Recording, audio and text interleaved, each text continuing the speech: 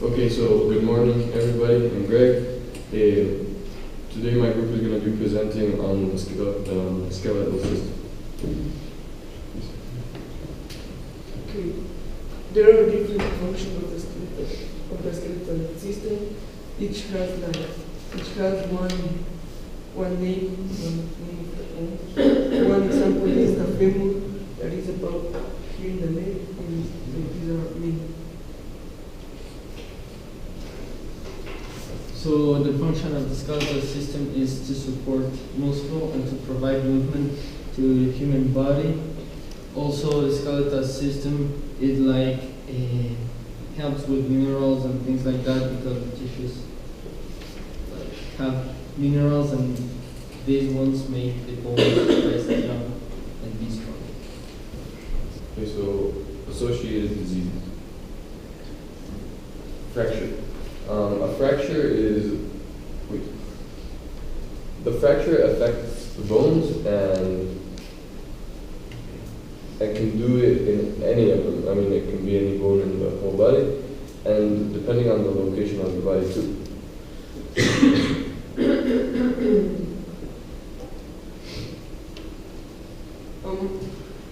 There isn't a way that a disease develops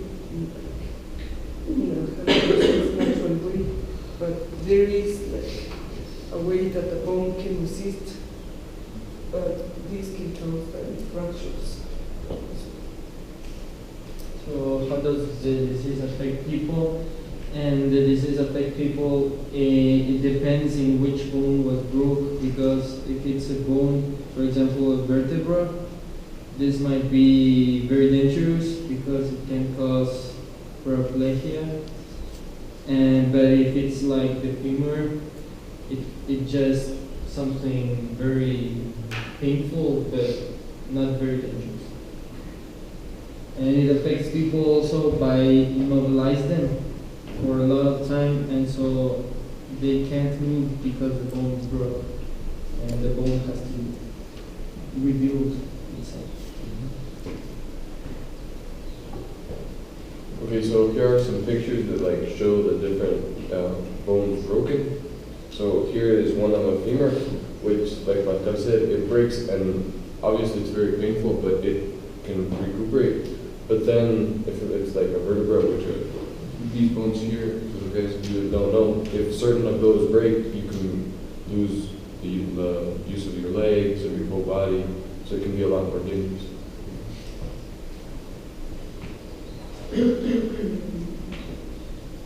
Osteoporosis is what organs does it affect? Like the osteoporosis usually affects the bones, but it goes all around your body. It's not in a specific part, and the bones are the ones who suffer the most. So how does the disease develop? The disease is when one hasn't the sufficient calcium needed. So the bones, they have little holes. The bones have little holes, and these holes are the tissues. And where there isn't calcium, the tissues are weaker, and with weaker tissues, like the bone is most, I don't know how to say it, it's like exposed to fracture. Okay, so how does the disease affect people? It affects people by weakening their bones, and it makes them easier to break, and this in turn makes them need a better diet, more calcium, and like a better nutrition so that their bones can be stronger. Like this is an example of a healthy bone. First we have osteoporosis, bone that has osteoporosis. The healthy bones have their tissues correctly not damaged, and this one is the tissues are very damaged by the osteoporosis. So after his tumors, and in tumors there is cancer. But there in tumors there are benign tumors and malignant tumors, which are cancer, and it affects the benign. Both tumors affect the bone, but it depends in which tumor it is, because if it's a benign tumor, it might be a fat, so it's just fat that is in the bone. But if it's a benign malignant tumor, it's like it could be a metastasis or a primary tumor.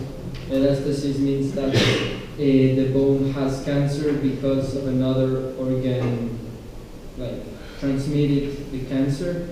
And normally, when you have bone cancer, it's very dangerous because it can make metastasis to other organs. Okay, so how does the disease affect people? The disease can go from just an operation, or, I mean, obviously if it's not treated, it can be death.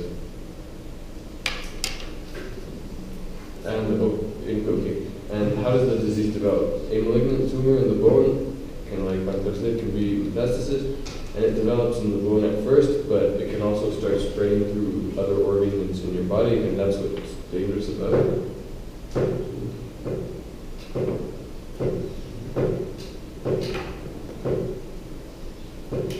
This picture has two types of tumors that both of them affect bones. Here, the characteristics of each tumor.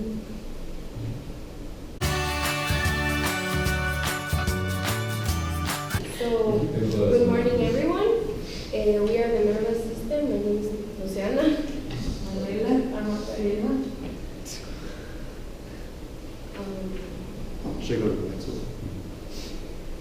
The major structures or organs in this system are the brain, and it contains the information you can learn, and it's connected to almost every part of the body, and it keeps all the memories. The spinal cord that helps you keep the balance in your body. The neurons are what let you feel things. Associated diseases. Epilepsy or disease effect, it mainly targets the brain, which eventually causes convulsions through the whole body since everything is connected. How does the disease develop? It develops in younger children. This disease triggers when they have extreme fevers or no circulation or extreme fatigue. So disease affects people, and it interrupts their nervous system and causes them to lose control over their body.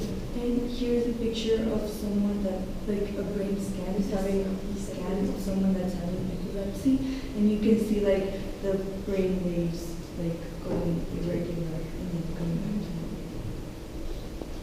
Disease number 2 is aphasia, and it affects the brain, and it affects the part that controls speech, which is all the ones that are highlighted. And it's on the left side of the brain especially, and then later affects the larynx, the lips, and the tongue. How does this disease develop? After a CBI or an aneurysm, it can develop trouble controlling speech. And this affects people mostly with the primary communication system and changes their form of speaking. And that's the picture of what the aphasia affects.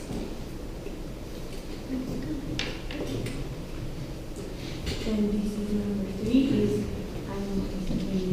meningitis. Meningitis. And it's when the meninges that are located here become inflamed. It can develop through viral infections, drug allergy, or severe cancer. And some of the effects are hearing loss, brain damage, seizures, and shock.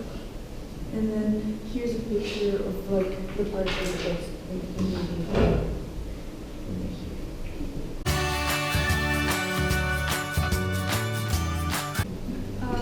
We're going to present a digestive system by WALESKA.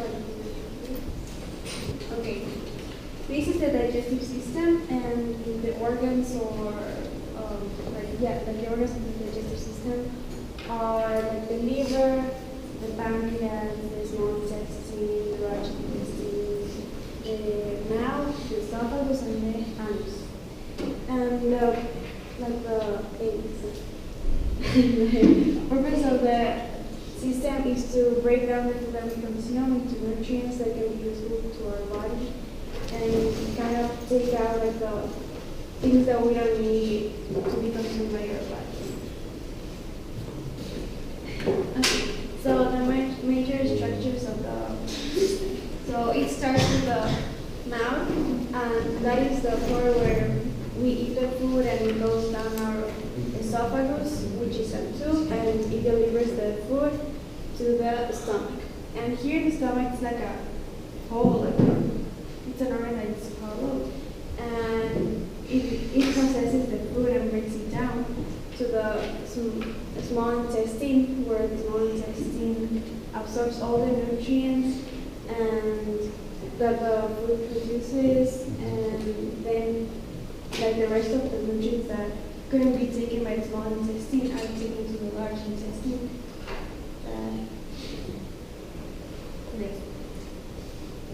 The large intestine, that is like the waste of the body, and then it is taken to the anus, where it is like a anus that is taken out from the body in a liquid or solid form.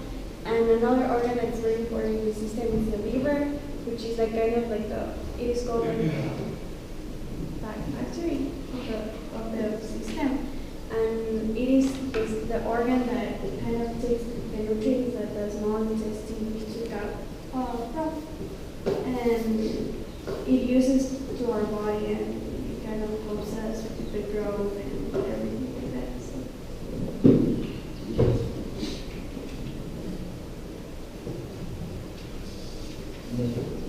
These iron stones that affects the liver,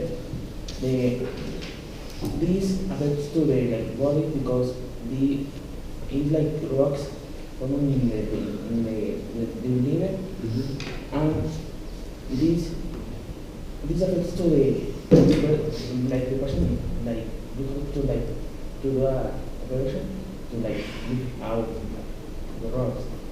Yes. And this because you have a lot of stress on that.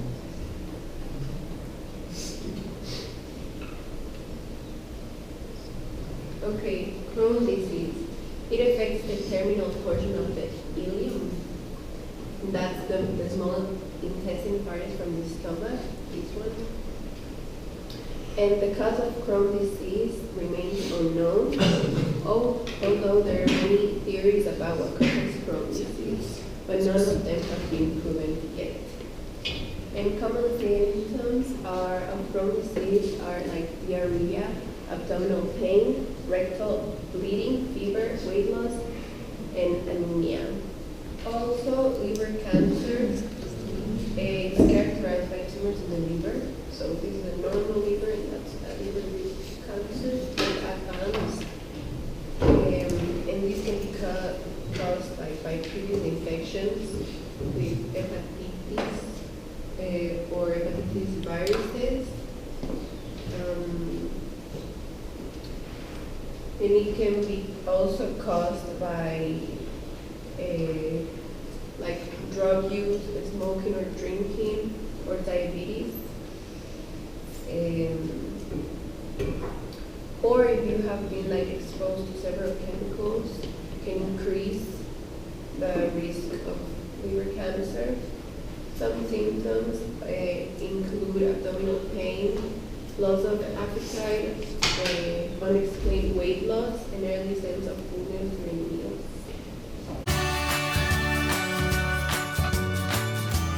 So we are the Valerio, Miguel, and Diego, and we did the muscular system. The function is mainly to make the body move, and also as the muscle is apart, controls heart contracts, expands, and makes the blood circulate, respiration, digestion also. And so the major structures or organs of the system.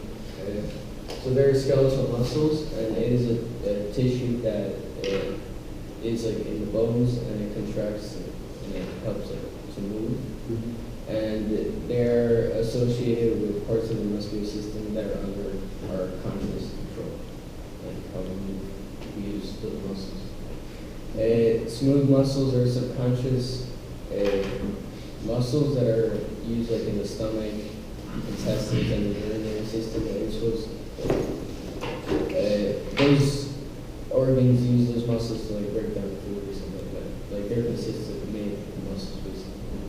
And there are tendons that tendons connect skeletal muscle to the bones and muscles. And their tendons are strong and flexible and highly resistant to tears.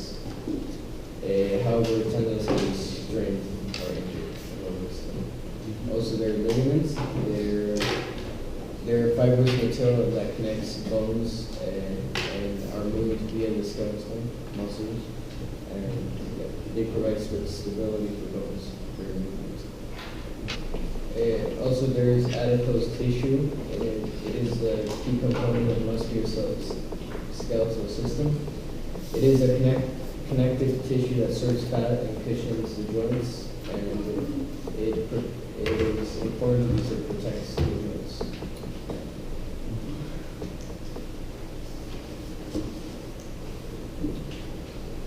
So in that corner, the smooth muscles that make up the stomach, for example, there is adipose tissue. This is a structure of the skeletal muscle, and ligaments and tendons. so the associated diseases are muscular dystrophy, which can affect muscle fiber, and it is a genetic disease, and the symptoms are weakness, immobility, and imbalance. And as you see here, like this is a normal bicep, and this is a bicep with muscular dystrophy. So you can see the difference. And the other disease is cerebral palsy, and it is a congenital disease which affects the posture, balance, and motor functions, and you cannot do physical tasks because of this disorder. And then there is dermatomyositis, and it affects skin and muscle. The cause is unknown, and it affects like people by like it's like an inflammation in skin and in muscles. So that's a picture of a hand with dermatomyositis.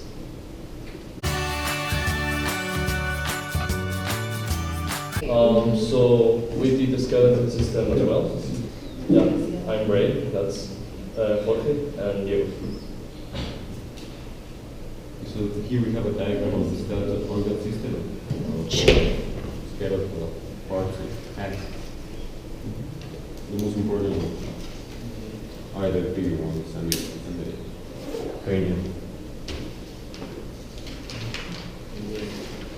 So as George was saying, the main structures of this system is the cranium, which is the real head, the ribs, which are the rib area, the bones of the pelvis, the bones of the arms and shoulders, which are the humerus, and the bones of the legs, which are the femur. So disease number one will be osteomalacia. This disease affects the human skeleton and yeah, basically bones. And this disease develops due to lack of vitamin D, and it usually happens in adults only. And it affects people by softening the bones.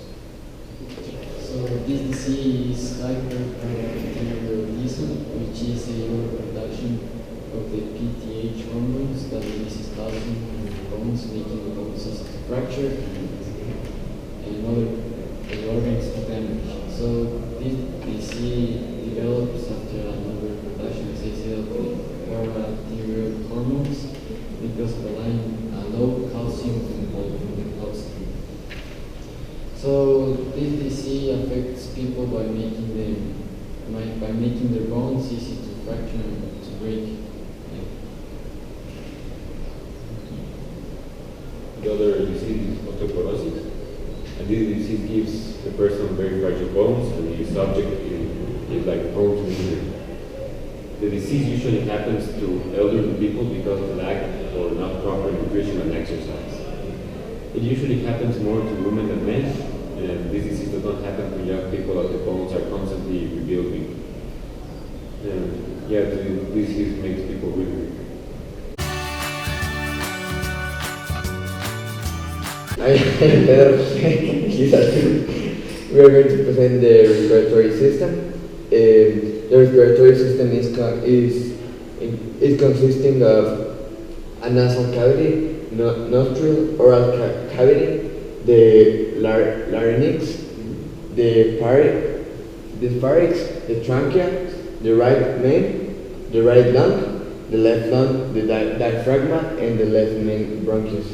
So the main functions of the respiratory organ or respiratory system is that it provides oxygen to the other parts of the body that need it, because oxygen is a really important part of a reaction that happens in our body that gives us energy, which is like sleeping.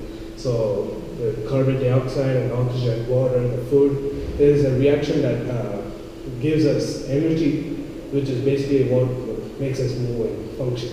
And through the respiratory, it supplies oxygen to the red blood cells, which carry it out throughout the body. So in that way, it is a really important system in our body. It is for not only humans, but it's also for all living things, on most part of living things, because this process helps like absorbing CO2 and having H2O to our system so we can survive.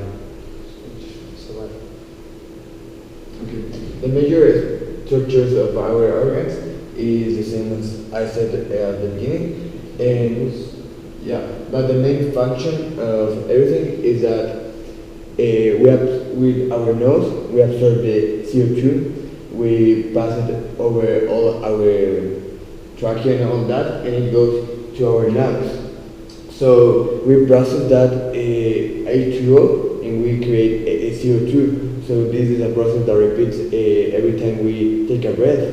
So that's the main part of it. So it basically explains how the air goes to the nose, which basically makes the air warm for the lungs. It goes to the other small systems in the path, and it goes to the trachea, which is the windpipe, then to the lungs, the bronchus, which are like connecting tubes inside it, and finally to the alveolus. I think that's how you say it. Which basically transfers the oxygen to the red blood cells. Associated diseases. So the first disease, very common one, is tuberculosis. And tuberculosis mainly affects the upper part of the lungs, but when it develops a lot, it can basically affect any organ of the body, as it can spread throughout the body. And the way the disease develops is it is a special disease called bacilli, and when we inhale it, it gets stuck in one of the tissues of the lungs, and this causes all the white blood cells, the immune cells, to attack, and therefore it creates a little protection area for the bacilli through the wall of the immune cells, which basically allows it to spread and affect all our body. Yeah. And the disease affects the people to. First, the symptoms are lack of energy, weight loss, and high amounts of coughing. Then other symptoms such as high fever, chest pain, and sweating develop, and finally, people start to cough blood as the bacilli starts attacking the bronchus, which are basically parts that connect to the blood cells. Therefore, the blood cells start to come out, and people can die if the blood goes too much into the lungs or because of too much. Yeah, also the tuberculosis is one of the most dangerous diseases of this system. And just as a fun fact, in the old times, many people died of tuberculosis because it was the most dangerous of almost all diseases. People could not survive it. It was immediate death. Yeah. Okay.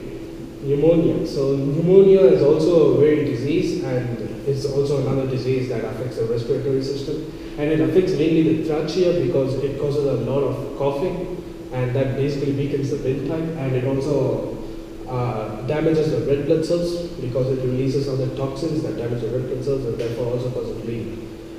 This disease develops when we inhale the pneumonia bacteria, and it lives inside the lungs for about a long time, and it waits until the lungs are weakened by other diseases, and when it starts attacking by creating a lot of inflammation and causing a lot of cough, and finally attacking the red blood cells by releasing some toxins. And this disease, the first symptoms that you get is coughing, high fever, and chest pain. But then the coughing increases severely, which weakens the trachea. And after that, the inflammation causes the lungs to bleed. And the problem is that even though how antibiotics work is that it basically destroys the disease cell. But when destroying it, releases more toxins that will attack more red blood cells. So curing it is also a very big problem. It is deadly. Yeah. Our last disease is influenza, and this organ affects mainly the upper part of our body, the trunk and all the functions of our body, and our head, and all the nose and ears. This disease is developed by death of some it mutates. Yeah. So what basically this disease does is that it is a disease that mutates constantly, meaning like if you have a cure, then it will again mutate after about a couple of years, and then start attacking again and again, and mainly travels through animals, dead animals, some sort of animals, mainly pigs and birds. Yeah, that's why when like in farms or places that have rural areas, many people have a lot of contact with animals, and when they contact a lot, that's when influenza comes, and the disease is hard to cure, so it's very deadly. Yeah, it's very especially deadly during the pandemics, which is basically that a disease has mutated, and it basically starts attacking all the people at one shot.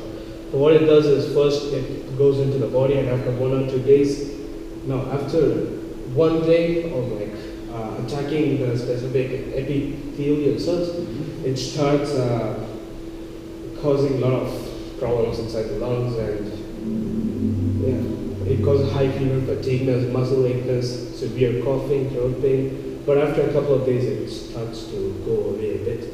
But it can be very dangerous, especially during the pandemics.